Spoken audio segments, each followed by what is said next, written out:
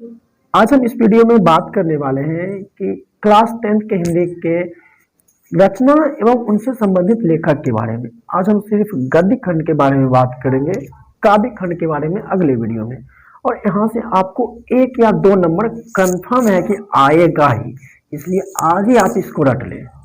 तो सबसे पहला रचना है श्रम विभाजन और जाति प्रथा। सबसे पहला क्या है? श्रम विभाजन और जाति प्रथा।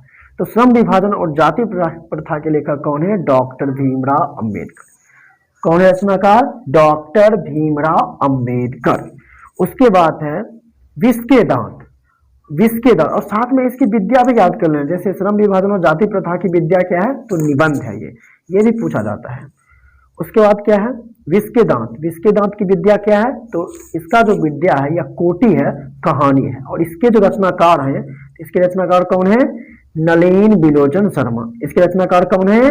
नलिन बिलोचन शर्मा। याद कर लेना हमें, इसके रचनाकार कौन है? नलिन बिलोचन शर्मा। उसके बाद का प्रश्न है भारत से हम क्या सीखे। भारत से हम क्या सीखे, इसकी विद्या क्या है? तो इसकी विद्या क्या दिया गया है? भाषण दिया गया है। इसके रचनाकार कौन है? तो इसके रचनाकार कौन है? मैक्स मूलर साहब। इसके रचनाकार कौन है? Max Muller. उसके बाद चौथा प्रश्न है नाखून क्यों बढ़ते हैं। नाखून क्यों बढ़ते हैं? नाखून क्यों बढ़ते हैं, इसके लेखक कौन है? हजारी प्रसाद द्विवेदी। नाखून क्यों बढ़ते हैं, इसके रचनाकार कौन है? हजारी प्रसाद द्विवेदी। और यदि इसकी विद्या की बात करें तो इसकी विद्या क्या है? ललित निबंध। क्या है? ललित निबंध। अगला यहाँ पर प्रश्न दिया गया है नागरी लिपि। क्या है? नागरी लिपि। तो नागरी लिपि ये भी निबंध है, और इसका जो रचनाकार है वो कौन है? गुणाकर मूले। नागरी लिपि के रचनाकार कौन है? गुणाकर मूले। उसके बाद अगला जो रचना है छठा नंबर जो रचना है बहादुर। कौन सी रचना है? बहादुर। इसकी यदि हम विद्या की बात करें तो कहानी है, और इसके लेखक जो है अमरकांत साहब है। 7वां नंबर चैप्टर का परंपरा का मूल्यांकन। तो परंपरा का मूल्यांकन, इसकी विद्या क्या है? तो इसकी विद्या निबंध है। इसकी विद्या निबंध है, और रचनाकार कौन है? रामविलास शर्मा। रामविलास शर्मा। उसके बाद अगला प्रश्न है 8वां नंबर जीत जीत मैं निरखत हूं। क्या है? जीत जीत मैं निरखत हूं।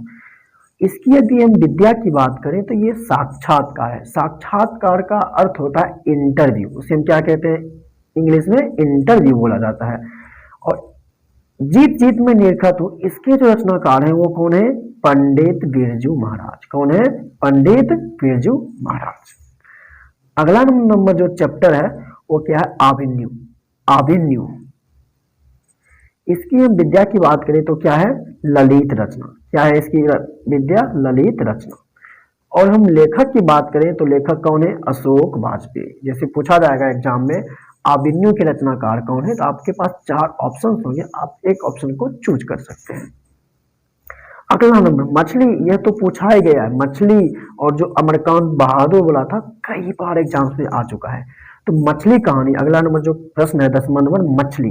तो मछली यह कहानी है, और इसकी रचनाकार की बात करें तो क्या होना है? विनोद कुमार शुक्ल। याद कर लेना है, मछली कहानी के जो रचनाकार हैं वो कौन है? विनोद कुमार शुक्ल है।